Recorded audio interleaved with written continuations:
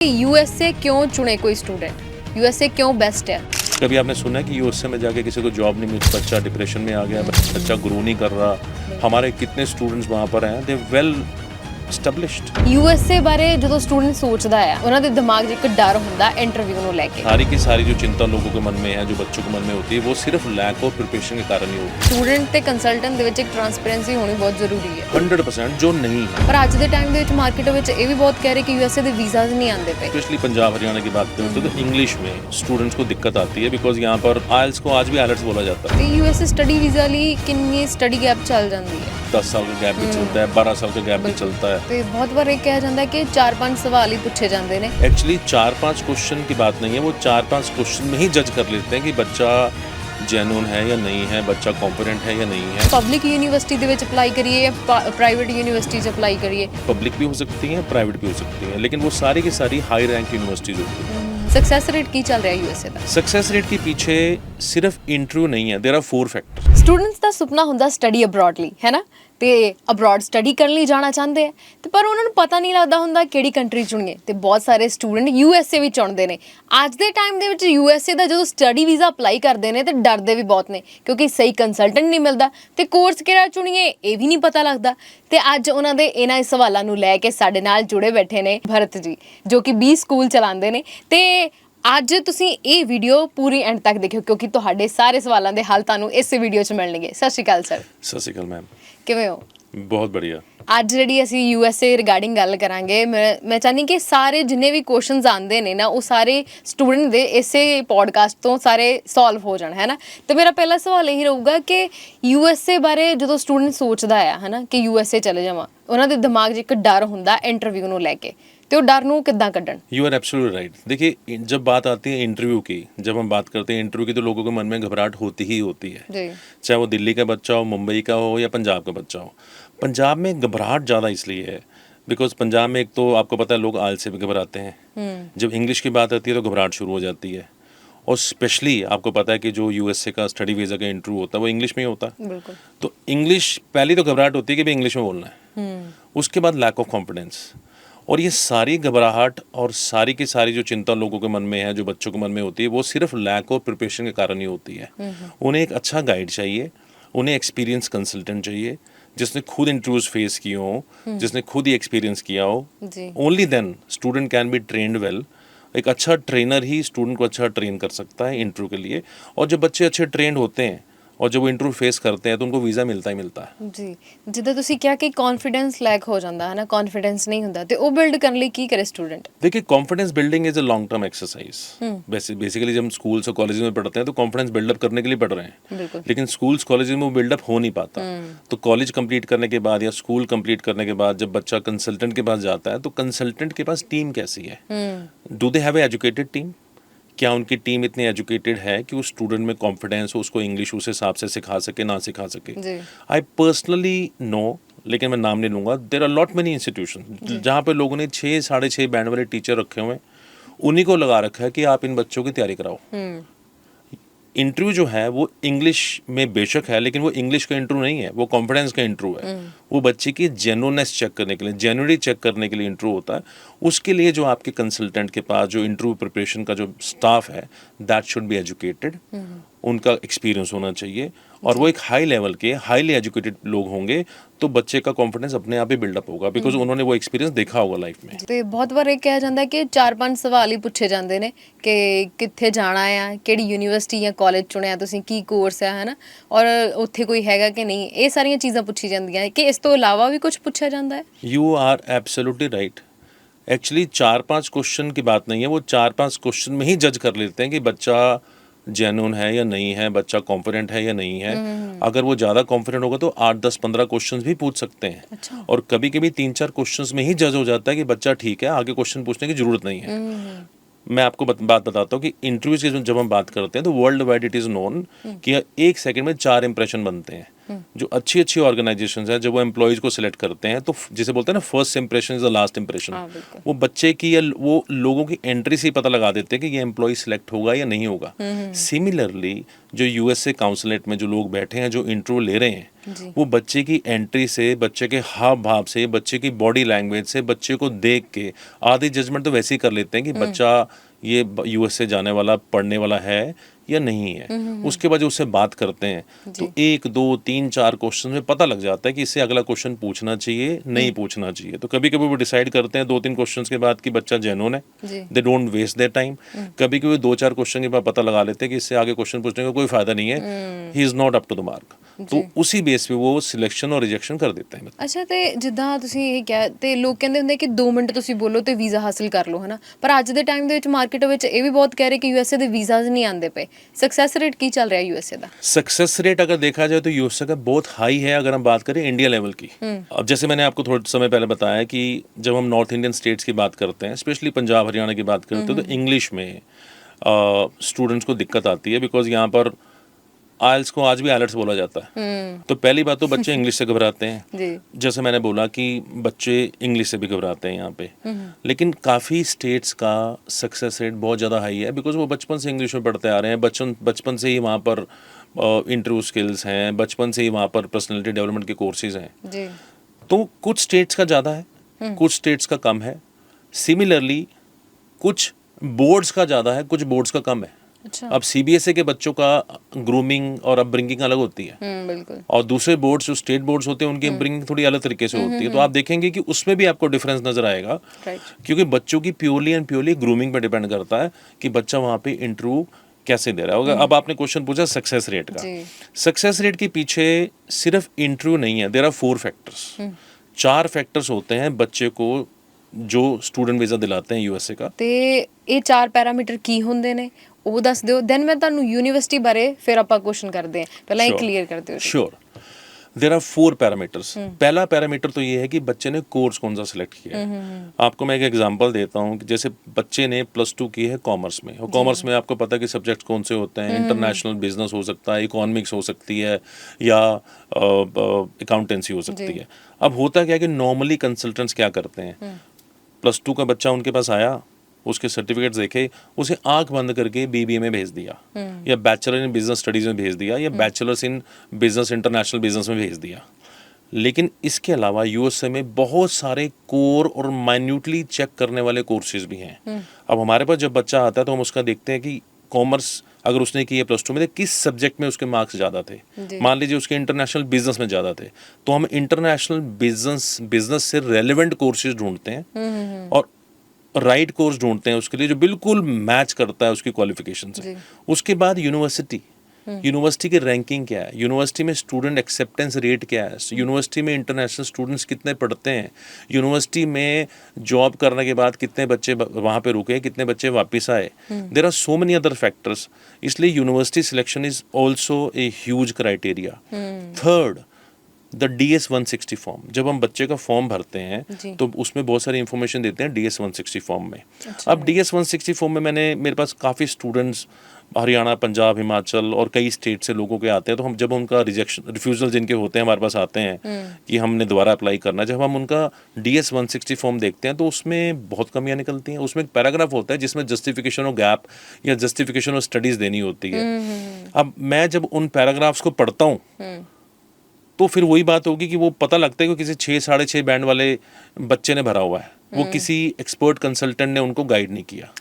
तो जितना अच्छा फॉर्म भरा जाएगा, जितनी अच्छी उसमें एक्सप्लेनेशन दी जाएगी, सो DS 160 form is also very very important. And the 4th parameter is the interview skills, जिसमें आप बच्चे की ग्रूमिंग कैसे करते हो, बच्चे को आपने तैयारी कैसे कराई, बच्चा इंटरव्यू के लिए जब जाएगा तो हाउ कॉन्फिडेंट ही इज। सो ये सारे parameters, 4 parameters 25% each weightage carry करते हैं। अगर इन चारों चीज़ों पे तैयारी होगी तभी बच्चे को वीज़ा मिलेगा, नहीं तो फिर भांडा जो फोड़ेंगे वो ये बोलेंगे कि हमने तो सब करा दिया था और बच्चा इंटरव्यू में गया, उससे ही तैयारी नहीं हुई। This is the very easy way to escape कि भाई ਆਪਾਂ ਤੇ ਤਿਆਰੀ ਕਰਾਤੀ ਸੀਗੀ, ਬੱਚੇ से इंटरव्यू क्लियर नहीं हुआ। What about the remaining 3 things, वो भी मैटर करती है। बिल्कुल, यानी कि स्टूडेंट ते कंसल्टेंट दे विच एक ट्रांसपेरेंसी होनी बहुत जरूरी है। 100% जो नहीं है। अब नॉर्मली कंसल्टेंट्स बोलते हैं कि हमने आपको एडमिशन करा दी, I-20 आपका मंगवा दिया, हमने आपकी तैयारी करा दी। वही एक नॉर्मल ग्रेजुएट ने जो उनके इंग्लिश के टीचर बैठे हैं उन्होंने तैयारी करा दी, बच्चा वहाँ पे जब इंटरव्यू देने जाता है नहीं होते तो बाद में बोलते हैं कि जी देखो जी आपकी प्रॉब्लम थी, आप नहीं क्लियर कर हाँ पाए, जी। तो उससे वो एस्केप हो जाते हैं। हाँ। सक्सेस रेट तो डाउन आएगा ही आएगा। ਤੇ ਐਦਾਂ ਵੀ ਹੈ ਕਿ ਯੂਨੀਵਰਸਿਟੀ ਦੇਖ ਕੇ ਵੀ ਵੀਜ਼ਾ ਮਿਲਦਾ ਹੈ ਕਿ ਕਿਹੜੀ ਯੂਨੀਵਰਸਿਟੀ 'ਚ ਅਪਲਾਈ ਕਰੀਏ। ਇਹ ਤਾਂ ਆਪਾਂ ਕਹਿ ਦਿੱਤਾ ਕਿ ਆਹ ਚੀਜ਼ਾਂ ਸਹੀ ਹੋਣੀਆਂ ਚਾਹੀਦੀਆਂ, ਪਰ ਇਸ ਤੋਂ ਇਲਾਵਾ ਬਹੁਤ ਸਾਰੇ ਲੋਕ ਜਾਂ ਬਹੁਤ ਸਾਰੇ ਸਟੂਡੈਂਟ ਇਹ ਵੀ ਕਹਿੰਦੇ ਆ ਕਿ ਇੱਕ ਪਾਰਟਿਕੂਲਰ ਯੂਨੀਵਰਸਿਟੀ ਜਾਂ ਫਿਰ ਬਹੁਤ ਵਾਰੀ ਇਹ ਹੁੰਦਾ ਕਿ ਫ੍ਰੀ I-20 ਆ ਜਾਂਦੀ ਆ, ਹੈ ਨਾ, ਕਈਆਂ ਦੀ ਪੇਡ ਹੁੰਦੀ ਆ, ਤੇ ਉਹਦੇ ਵਿੱਚ ਵੀਜ਼ਾ ਸਕਸੈਸ ਰੇਟ ਕਿਵੇਂ ਹੁੰਦਾ ਹੈ? देखिए, बात फ्री I-20 या पेड I-20 की नहीं है। बात यह है कि आपकी कौन सी यूनिवर्सिटी से I-20 आ रही है, उस यूनिवर्सिटी की रैंकिंग क्या है, उस यूनिवर्सिटी की एक्सेप्टेंस रेट क्या है स्टूडेंट का वहाँ पे, जी। उस यूनिवर्सिटी की इमेज क्या है, तो उस पर डिपेंड करता है कि आपको वीज़ा मिलेगा या नहीं मिलेगा। वही, this is one of the 4 parameters. University की ranking, it matters a lot. ਯਾਨੀ ਕਿ ਅਗਰ ਕਿਸੇ ਦੀ ਪੇਡ I-20 ਵੀ ਮਿਲ ਰਹੀ ਕਿਸੇ ਨੂੰ, ਠੀਕ ਹੈ, ਵੀਜ਼ਾ ਲੱਗਣਾ ਨਹੀਂ ਲੱਗਣਾ ਉਹ ਮੈਟਰ ਨਹੀਂ ਕਰਦਾ ਉਹਦੇ ਤੇ, ਹੈ ਨਾ, ਸਟੂਡੈਂਟ ਤੇ ਮੈਟਰ ਕਰਦਾ ਹੈ। ਜਾਂ ਅਗਰ ਫ੍ਰੀ ਵੀ ਹੈਗਾ ਤੇ ਉੱਥੇ ਵੀ ਵੀਜ਼ਾ ਆ ਸਕਦਾ, ਪੇਡ ਤੇ ਵੀ ਵੀਜ਼ਾ ਆ ਸਕਦਾ ਹੈ। यस, फ्री में भी आ सकता है, पेड पे भी आ सकता है। University should be good, okay, उससे कोई फर्क नहीं पड़ता। ਠੀਕ ਹੈ। ਤੁਹਾਡੇ ਹਿਸਾਬ ਨਾਲ ਫਿਰ ਕਿਹੜੀ ਯੂਨੀਵਰਸਿਟੀ ਜ਼ਿਆਦਾ ਬੈਟਰ ਹੁੰਦੀ ਹੈ, ਫ੍ਰੀ I-20 ਦੇਣ ਵਾਲੀ ਜਾਂ ਫਿਰ ਪੇਡ I-20 ਦੇਣ ਵਾਲੀ? देखिए, जब हमारे पास स्टूडेंट्स आते हैं तो हम उनका नॉर्मली 5 यूनिवर्सिटीज़ में अप्लाई करते हैं। ਓਕੇ। और जब 5 यूनिवर्सिटी में अप्लाई करते हैं, कईयों को 5 की 5 यूनिवर्सिटी से एक्सेप्टेंस आ जाती है। एक्सेप्टेंस आने के बाद I-20 आता जी। है। कईयों को 5 से I-20 आती है, कईयों को 3 से आ जाती है, कईयों को 4 से आ जाती है I-20। जी। तो ये भी मैटर करता है। ये ऑल्सो इम्पोर्टेंट पॉइंट है कि जब स्टूडेंट कंसल्टेंट के पास जाए तो कंसल्टेंट सिर्फ एक यूनिवर्सिटी में अप्लाई ना करे, कम से कम 4 से 5 यूनिवर्सिटीज़ में अप्लाई करे। बिकॉज इंटरव्यू में या DS-160 फॉर्म में ये लिखा जाता है कि how many universities you applied into, और कितनी यूनिवर्सिटी ने आपको एक्सेप्ट किया। तो जब बच्चे के पास ज़्यादा एक्सेप्टेंसेज होंगी, ज़्यादा I-20s होंगी, तो उसकी जो वेटेज होगी DS-160 की वो बढ़ेगी। बिकॉज जो वीज़ा काउंसलर है एम्बेसी में, तो उस एक इंप्रेशन पड़ता है उसके ऊपर कि इस बच्चे ने 4 जगह अप्लाई किया था और 3 में वो एक्सेप्ट हो गया था। तो it makes a difference to the visa outcome, उससे सक्सेस रेट बढ़ता है। तो एक ये रीज़न भी है कि काफ़ी कंसल्टेंट्स 1-2 यूनिवर्सिटीज़ में अप्लाई कर देते हैं। वो कभी कभी अच्छी यूनिवर्सिटी भी होती है, लेकिन फिर उसका सारा का सारा फर्क उसका DS-160 फॉर्म पे पड़ता है, बिकॉज उसने एक यूनिवर्सिटी में अप्लाई किया था, Right। And it makes a difference to the visa outcome. ਤੇ ਫਿਰ ਐਦਾਂ ਵੀ ਹੁੰਦਾ ਨਾ ਕਿ ਪਬਲਿਕ ਯੂਨੀਵਰਸਿਟੀ ਦੇ ਵਿੱਚ ਅਪਲਾਈ ਕਰੀਏ ਜਾਂ ਪ੍ਰਾਈਵੇਟ ਯੂਨੀਵਰਸਿਟੀ 'ਚ ਅਪਲਾਈ ਕਰੀਏ, ਤੇ ਉਹ ਕਿਵੇਂ ਕਰਨਾ ਚਾਹੀਦਾ ਕਿ ਸਟੂਡੈਂਟ ਦੀ ਐਲੀਜੀਬਿਲਟੀ ਤੋਂ ਪਤਾ ਲੱਗੇਗਾ ਕਿਹੜੀ ਯੂਨੀਵਰਸਿਟੀ ਲਈ ਐਲੀਜੀਬਲ ਹੈਗਾ ਹੈ? एग्जाम्पल के तौर पे मैं आपको बताना चाहूँगा, मेरे पे एक स्टूडेंट आता है। जी। जब हमारे पास स्टूडेंट आता है तो उसका अप्लाई करते हैं 5 यूनिवर्सिटीज़ में। उसमें पब्लिक भी हो सकती हैं, प्राइवेट भी हो सकती हैं, लेकिन वो सारी की सारी हाई रैंक यूनिवर्सिटीज़ होती हैं। मान लीजिए उसका 2 पब्लिक में आ गया I-20 और 2 उसके प्राइवेट में आ जी। गई। फाइनली हमने डिसाइड किया इंटरव्यू से पहले कि जो उसको कोर्स जो सबसे रेलेवेंट मिला है वो प्राइवेट में मिला है। तो वो प्राइवेट इंटरव्यू के लिए, प्राइवेट यूनिवर्सिटी के इंटरव्यू के लिए जाता है I-20 लेके और वीज़ा लेके आता है, बिकॉज बाकी सारे पैरामीटर्स में हमने काम किया होता है। तो इससे फ़र्क नहीं पड़ता कि आप पब्लिक में कर रहे हैं, प्राइवेट में कर रहे हैं, आप फ्री वाली में कर रहे हैं या paid में कर रहे आप पेड वाली में कर रहे हैं। आपका कोर्स ठीक होना चाहिए, यूनिवर्सिटी की रैंकिंग अच्छी होनी चाहिए, DS-160 फॉर्म कम्प्लीटली फिल्ड होना चाहिए, जस्टिफाइड होना चाहिए, गैप होना चाहिए, और फेक डॉक्यूमेंट्स और फेक गैप की जस्टिफिकेशन नहीं होनी चाहिए, और उसके बाद इंटरव्यू की तैयारी अच्छी होनी चाहिए। चारों पैरामीटर जब ठीक होंगे, बच्चे को वीज़ा मिलेगा मिलेगा। ਜੀ। ਤੇ US ਸਟੱਡੀ ਵੀਜ਼ਾ ਲਈ ਕਿੰਨੀ ਸਟੱਡੀ गैप ਚੱਲ ਜਾਂਦੀ ਹੈ? देखिए, नॉर्मली आजकल जो यूनिवर्सिटीज़ जो आपको एड्स देखते हैं कि वो बोलते हैं कि 10 साल का गैप भी चलता है, 12 साल का गैप भी चलता है।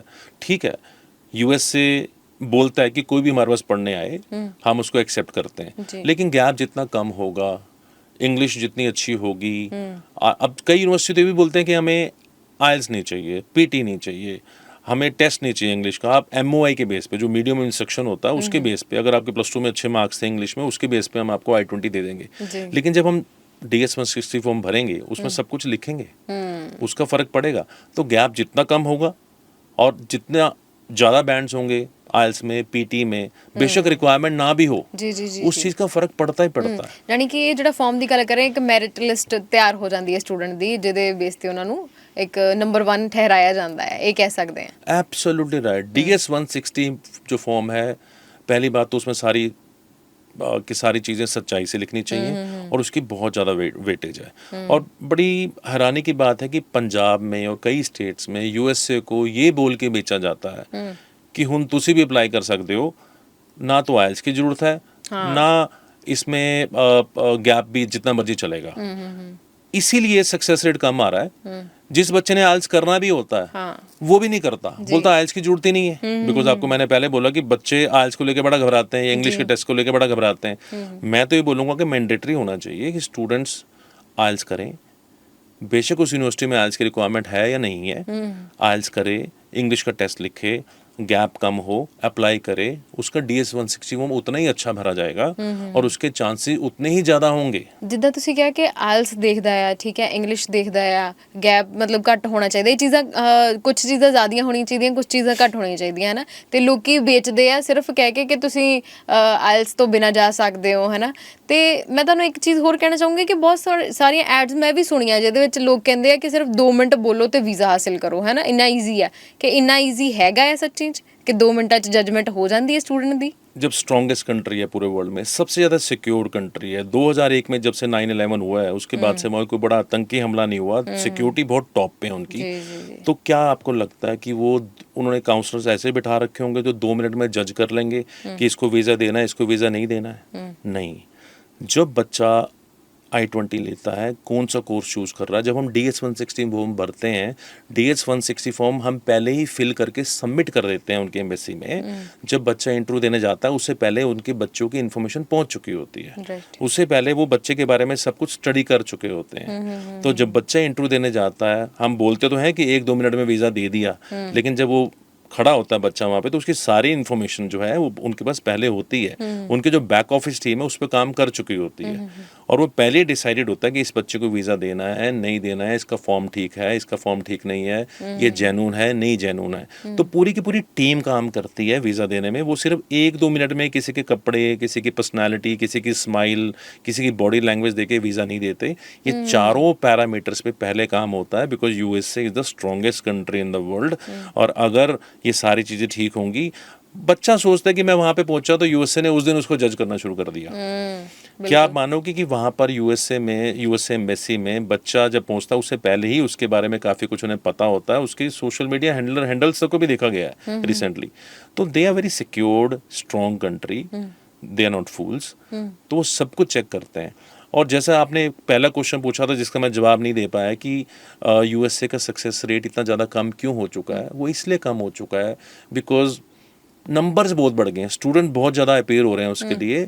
और वो क्यों बढ़ रहे हैं स्टूडेंट्स? बिकॉज हम ये बोल के बेच रहे हैं, कंसल्टेंट्स ये बोल के बेच रहे हैं कि हुन तुसी बिना आइलेट्स दे, गैप ज़्यादा होने के बावजूद भी तुसी वीज़ा अप्लाई कर सकते हो। तो ऑब्वियसली जब ऐसे स्टूडेंट्स अप्लाई करेंगे जो अच्छे थे, आइल्स कर सकते थे, बिना आइल्स के उन्होंने अप्लाई कर दिया बिकॉज उनको इजी ऑप्शन मिला। उन्होंने बोला कि भी जब आइल्स की जरूरत नहीं तो आइल्स क्यों करें, 15-17 हज़ार रुपये क्यों खर्चे, ट्रेनिंग पे पैसे क्यों खर्चे।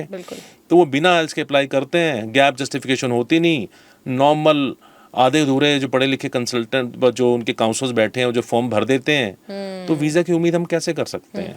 You need to have an educated consultant जो राइट फ्रॉम बिगनिंग एडमिशन से लेकर उनके वीज़ा तक हर लेवल पे चारों पैरामीटर्स पे काम करे, जिससे वीज़ा के चांसेस बहुत बढ़ेंगे। और हमारा by God's grace success rate is very high. और कितने सारे स्टूडेंट जो रिफ्यूज़ल करा चुके हैं अपना, जब हमारे पास आते हैं तो उनका DS 160 फॉर्म देख के पता लग जाता है कितनी बड़ी गलती की थी उन्होंने। So I think consultant should do justice to the students by hiring the right people, by giving them the right training. तो सक्सेस रेट बढ़ेगा। ਜਿੱਦਾਂ ਕਿ ਤੁਸੀਂ ਕਹਿ ਰਹੇ ਕਿ ਪਹਿਲਾਂ ਹੀ ਜਜਮੈਂਟ ਹੋਣੀ ਸ਼ੁਰੂ ਹੋ ਜਾਂਦੀ ਸਟੂਡੈਂਟ ਬਾਰੇ, ਪਹਿਲਾਂ ਹੀ ਉਹਨਾਂ ਨੂੰ ਇਨਫੋਰਮੇਸ਼ਨ ਸਾਰੀ ਮਿਲ ਜਾਂਦੀ, ਰਾਈਟ? ਤੇ ਇਹਦਾ ਮਤਲਬ ਜਿਹੜੇ ਲੋਕੀ ਕਹਿੰਦੇ ਆ ਕਿ ਕਿਸਮਤ ਦੀ ਖੇਡ ਆ, ਕਿ ਕਿਸਮਤ ਚ ਹੋਵੇ ਤਾਂ ਹੀ USA ਦਾ ਵੀਜ਼ਾ ਮਿਲਦਾ ਹੈ, ਇਹ ਝੂਠ है? देखिए किस्मत का मैं बोलूँगा कि कभी कभी अच्छे स्टूडेंट्स को भी हो सकता, उनके देखो उनके कोटे होते हैं। कभी कभी अच्छा स्टूडेंट ने लेट अप्लाई किया, सेशन शुरू हो गया लेकिन उसको वीज़ा अपॉइंटमेंट बड़ी लेट मिली, उससे पहले हज़ारों स्टूडेंट वीज़ा दे इंटरव्यू के लिए अपेयर हो चुके थे। तो कभी कभी जब आप लेट होते हैं ना तो चांसेस डाउन होते ही होते हैं। बोलते हैं ना लाइफ में अर्ली कम अर्ली सर्व, जो जल्दी करेगा उसको जल्दी फल मिलेगा, जल्दी उठेगा उसको जल्दी फल मिलेगा। तो take an action, do it faster, time पे अप्लाई करो, जल्दी अपनी अपॉइंटमेंट लो और चांसेस ज़्यादा ही होंगे वीज़ा मिलने के। फिर भी मैं ਤੁਹਾਨੂੰ ਜਾਂਦੇ ਜਾਂਦੇ ਇੱਕ ਸਵਾਲ ਹੋਰ ਕਰਨਾ ਚਾਹੂੰਗੀ ਕਿ USA ਕਿਉਂ ਚੁਣੇ ਕੋਈ ਸਟੂਡੈਂਟ? USA ਕਿਉਂ ਬੈਸਟ ਹੈ ਸਟੂਡੈਂਟ ਦੇ ਲਈ? The question I think I should have answered in the beginning itself. First thing, USA is the top country in the world, right? हम बात करते हैं इकोनॉमी की। USA की इकोनॉमी सारे जानते हैं कि कितनी बड़ी इकोनॉमी है। USA में is a fully developed country, 50 से ज़्यादा स्टेट्स हैं, सारी स्टेट्स डेवलप्ड हैं। जॉब्स, एम्पल ऑफ जॉब्स हैं वहाँ पे। 30 करोड़ की आबादी है, इंडिया से इतनी बड़ी कंट्री है पर आबादी अभी 30 करोड़ के करीब है वहाँ पे। तो अपॉर्चुनिटीज़ बहुत हैं। और अगर आप देखें गूगल में सर्वे करें तो जितने भी बाहर जाके लोग मिलियनर्स और बिलियनर्स बने हैं उसमें सबसे ज़्यादा वो यूएसए में जाके बने हैं। बिकॉज यूएसए एक अपॉर्चुनिटी देता है लोगों को वहाँ पर आके अपने आप को स्टेब्लिश करने की और अपने आप को ग्रो करने की। तो इकोनॉमिक्स उनकी जो इकॉनमी है वो ऐसी है कि लोगों को एक मौका देती है कि आप आगे बढ़ें, आप काम करें, हम आपके साथ हैं। उसके अलावा सारी आईटी इंडस्ट्री वहाँ पे है, आपका फेसबुक, गूगल, आपका इंस्टाग्राम, यूट्यूब सारी वहाँ पर है। तो आईटी इंडस्ट्री के बहुत ज़्यादा वहाँ पे अपॉर्चुनिटीज़ हैं।